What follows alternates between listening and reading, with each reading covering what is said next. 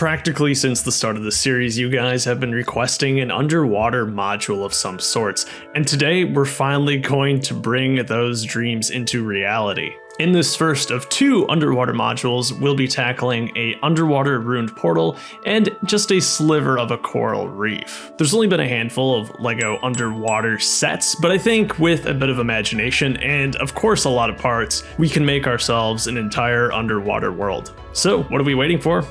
Let's get to building.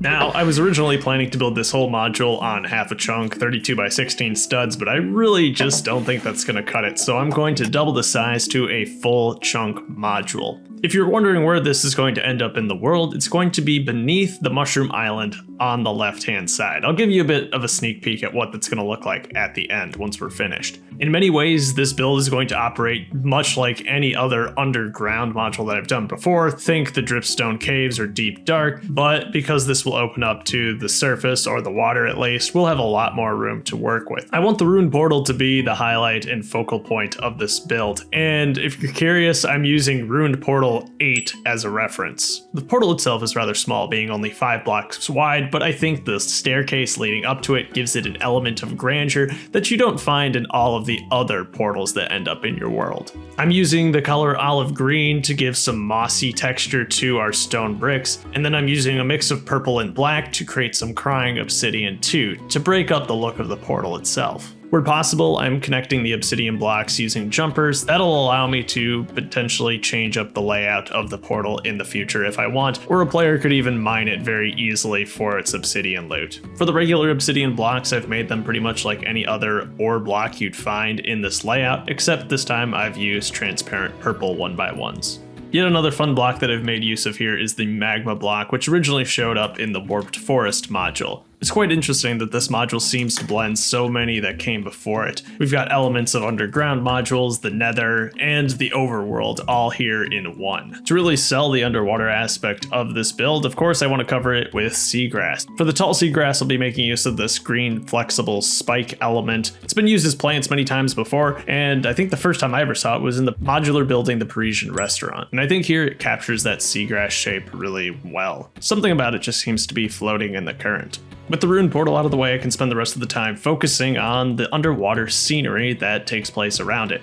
I will need to build up walls on the sides and the back of the module to hold up the above ground modules. Namely, the Mushroom Island of course, but also a Savannah expansion I have planned for the front of the Pillager Outpost. For the first time ever, this underground section is going to connect to an existing underground section, and that's the Amethyst Geode, which is going to be in the front left corner of the display. I'm going to bring it into the picture here to make sure everything lines up, and I might need to make a few modifications to it as we go along, because that top edge is going to form the beginning of a beach, which will show up in that Savannah expansion I talked about earlier. I want to include as many LEGO underwater Minecraft mobs as possible, and one idea I had was attaching them to the wall through some transparent pieces, and that's what I'm going to do with the Guardian here. The Guardian is one of my favorite official LEGO Minecraft mobs. I think it's honestly perfect, and it's included in 2 sets, and one of them is actually still available now. That's the Guardian Battle. Well worth your money, I promise. In theory, the connection here for the Guardian was a good idea, but the way it's bending under the Guardian's weight kind of looks a bit sloppy. I might be better off just planting the Guardian straight to the ground. It'll be a cleaner look, and then I don't have to worry about this bar bending. But I might be getting a bit ahead of myself. I've got a lot more work to do when it comes to the terrain before I can start putting down any mobs. I want to create a very solid foundation with these base underground modules. There are going to be bigger builds sitting on top, and we don't want them to warp over time. Thankfully, I've got a ton of basic brick at my disposal. I mean, if you've been collecting LEGO for any period of time, you probably have a bunch of them too. Every set tends to come with a handful, especially LEGO Minecraft sets, and I have my fair share of those. Bricks like these have quite literally always formed the backbone of the entire LEGO parts palette. As I build up the walls here, I'm also leaving room for a small underwater cave in the back. Hopefully at some point we'll be able to light that up and really add some pizzazz to this module. I feel we're at a good point where we can start laying down some tiles. I'm also going to leave plenty of exposed jumpers and 2x2 plates so I can place seagrass and mobs later on. But now, let's get to tiling.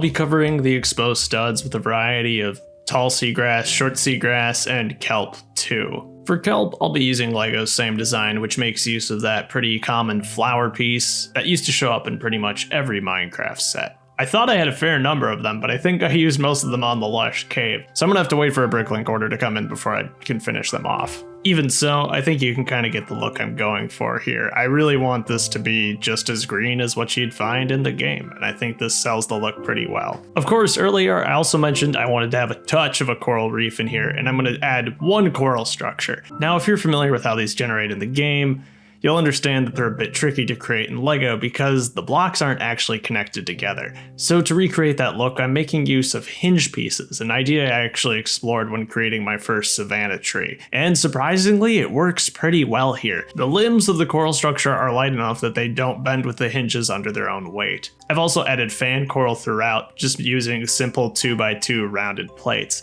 in a variety of colors. I think it looks pretty great, and I'm really happy with the techniques I was able to employ here. The next underwater module that I'll do will feature a full-blown coral reef with all the colors of coral represented. We'll get there one day, but for now, let's finish out this one. I've got a lot more of the cliffs to build for starters, and I need to make sure they line up with the modules that are going to go above them. If you've been watching the time-lapse closely, you probably saw flashes of what is eventually going to become the Savannah biome expansion. Having that base on hand just allows me to ensure that these are lining up the way that I want them to. I'm going to be doing the same thing on the other side with the Mushroom Island. Half of the Mushroom Island will cover this underwater module, and the other half of the Mushroom Island will cover the Coral Reef module coming later this year. Creating an entire underground layer for this display has proven to be a very ambitious idea. However, these two underwater modules will put a significant dent in the work that I need to do to make that happen, and I think they're going to look great doing it. It's going to add some fantastic variety and color to this otherwise very, very gray layer of building.